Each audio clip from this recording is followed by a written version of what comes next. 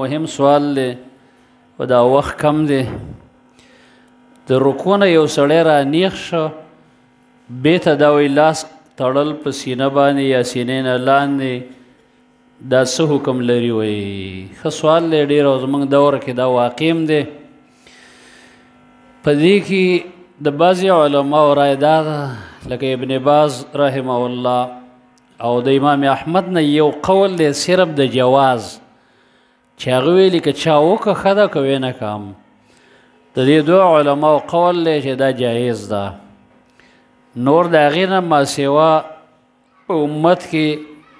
په مخکې ائمو کې یا په صحابو کې غالبا چې دا قول به انشاءالله چا نه کړی نو دویم قول چې موږ ته راجحه کاره کېږي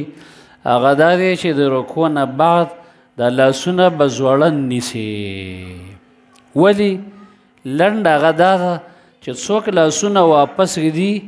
نو فعلیه الدلیل هغه باندې پکار ده چې دلیل راوړي او دلیل چې دی نو هغه څه نشته مګر یا عمومات دي او یا قیاس دی په مخکې قیام باندې او یا د عموماتو نه استدلال کړی او داسې عموماتو نه چې استدلال کې به ډېر بدعات پیدا کړي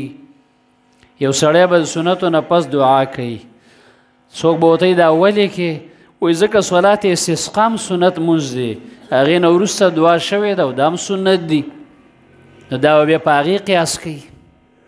دې د وجې نه صریح او واضحه دلیل په دې باب کې نه د الله د نبي نه څوک پیش کولی شي نه د هغه صحابه کرامو نه چې هغوی د الله د نبي دا مونځ موږ ته پیش کړی دی او نه په امت کې د عام نورو سلفو نه دا پیش کولی شي نو احتیاط به دې کې دی او راجحه دا ده چې رکوع نه بعد به لاس په خپل حال باندې پرېږدي دا لږه تفصیل بګې نورمو دلایل الحمدلله زما ذهن کې شته خو ټیم کم دی نو دې د وجې نه شیخ الباني مو ته لیکلي دي چې بدعة ضلاله دا بدعت دی بدرالدین صاحب بې رساله لیکلې خو وروسته بې نورو شیخ عبدالله بعضې علماو بې ته رد کړی دې ته د فتنې په نوم به یې عنوان ورکړی